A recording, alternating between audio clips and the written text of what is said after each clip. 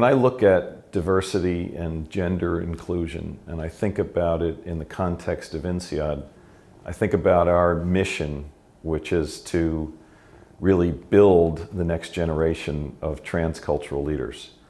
When you consider that 50% of the input into the workforce on an annual basis is women and increasing, it seems to me that we should be striving for a similar ratio at INSEAD, because that is the future of business. So I see this as a business imperative for all organizations, and particularly for business schools.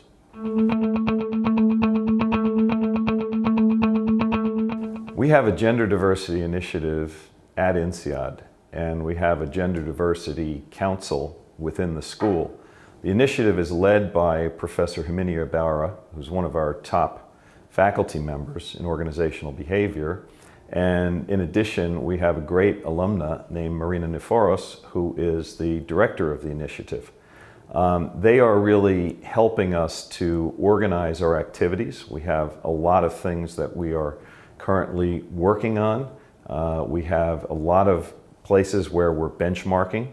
For example, we've had some great success recently in the MBA program. We're up over 30% in female participation in the MBA program, which is up significantly over the last 3 years.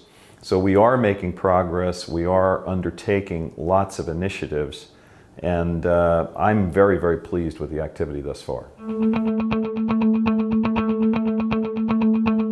When I think about the future of the Gender Diversity Initiative, I'm really focused on research, because it's critically important for us to make sure that we're on the leading edge of women in business, women in entrepreneurship, for example.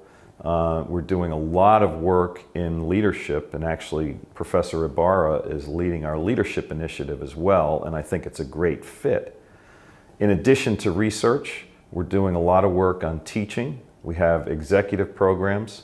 I think that Women Leading Change in Global Business is one of the best executive programs we run, and it consistently gets very high marks from the people attending. And we're doing a lot of work with our MBA programs. And then the last thing I'll mention is outreach. We're very active at the Women's Forum, which I think is a great initiative, and we're also very active in women's issues at the World Economic Forum. And the issue of the gender gap at the World Economic Forum is getting very, very high visibility among top CEOs around the world. I talk a lot about transcultural leadership and transcultural leaders.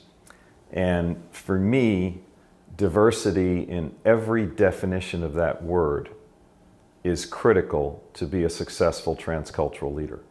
And I don't see how you cannot be fully focused on gender diversity and expect to be a true leader in the next generation. When you look at some of the things around the world, you look at places like the Philippines, where the gender gap has been closed.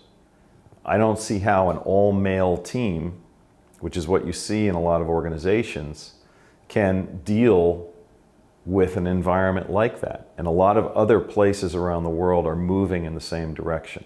So again, I see this as an imperative for the transcultural leader. Any organization has challenges. There is always going to be some skepticism. Is it a quota system? My answer to that is we're not talking about quotas.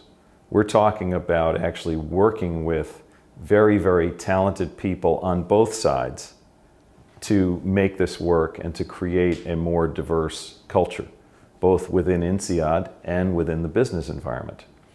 I also want to say that this is not a women's issue. This is a shared issue.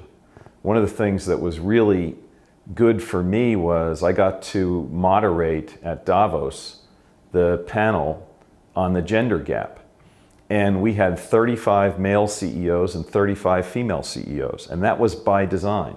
And it was a fantastic dialogue, and we regularly made the point that this is not a women's issue. This is a joint issue. And one of the challenges I see here at INSEAD is making sure that the events that we do and the outreach that we do includes both women and men discussing these important issues.